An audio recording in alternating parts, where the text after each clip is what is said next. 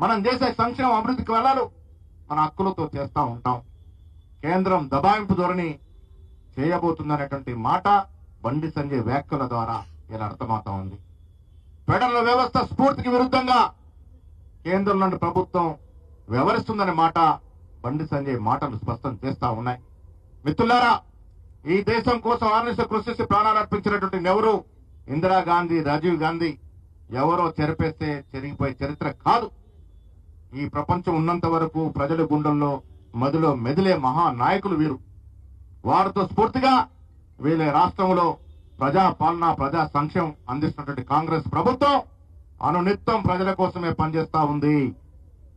14 మాసాల్లో కాంగ్రెస్ మార్కు అభివృద్ధిని చూపించగలిగినాము.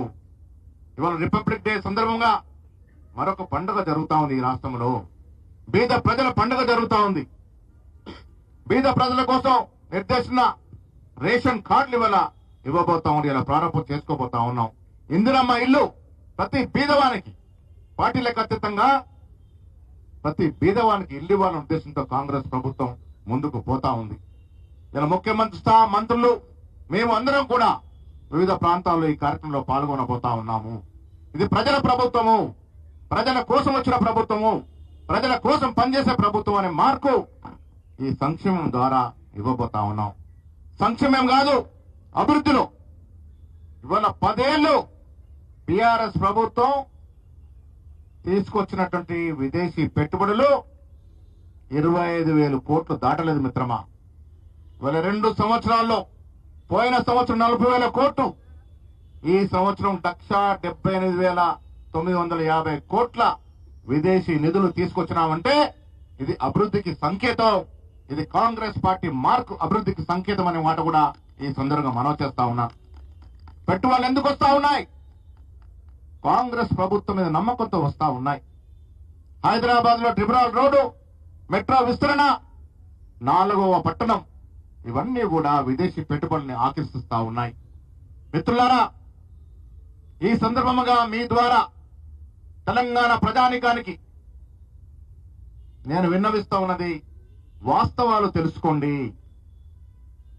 అధికారులకు దిగిపోయిన అక్కస్తో కేటీఆర్, హరీష్ రావులు చేస్తున్నట్టు చౌకబారు విమర్శలు నమ్మకండి. వ్యత్యాసం చూడండి. 10 ఏళ్లలో వారు 50,000 ఉద్యోగాలు ఇస్తే మేము 12 మాసాల్లో 56,000 ఉద్యోగాలు ఇచ్చాము. ఇవాళ పెట్టుబడుల ద్వారా మరొక 50,000 ఉద్యోగాలు ఇవ్వబోతా ఉన్నాము. ఇది చేతన ప్రభుత్వము, ఇది పనితనం ఉన్నట్టు ప్రభుత్వము, సత్తాగల నాయకత్వం నడుపుతున్నట్టు ప్రభుత్వము. మిత్రులారా, తెలంగాణ ప్రజలు ఇది ఆలోచించుకోవాల్సిందిగా కోరుతా ఉన్నాను. కాంగ్రెస్ పార్టీ అంటే అందరి పార్టీ.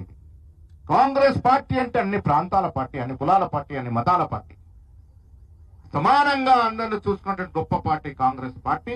కాంగ్రెస్ చరిత్ర, ఈ రాష్ట్రంలో కాంగ్రెస్ పార్టీ ఇస్తున్నటువంటి అభివృద్ధి సంక్షేమ ఫలాలు ప్రజారోధులకు అందే విధంగా ప్రతి కాంగ్రెస్ కార్యకర్త పూనుకోవాలని ఈ సందర్భంగా నేను విజ్ఞప్తి చేస్తా ఉన్నాను. ఇలా మధ్యాహ్నం పథకాలు విడుదల తర్వాత ప్రతి గ్రామంలో కాంగ్రెస్ శ్రేణులు పండుగ జరుపుకోవాల్సిందిగా నేను ఈ సందర్భంగా పిలుపునిస్తా ఉన్నాను.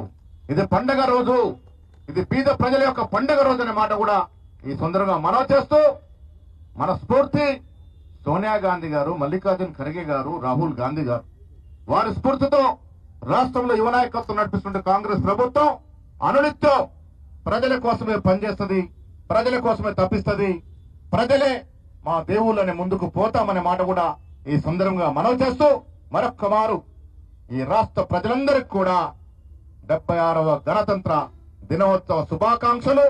రాజ్యాంగాన్ని పరిరక్షించుకుందాం. ఇది మన హక్కు. మన హక్కుల్ని మనం కాపాడుకుందాం. మతం పేరిట, కులం పేరిట చేసే విచ్ఛిన్నకరణ సంఘటనల్ని తిప్పి కొడదాం. ఇది బాధ్యత.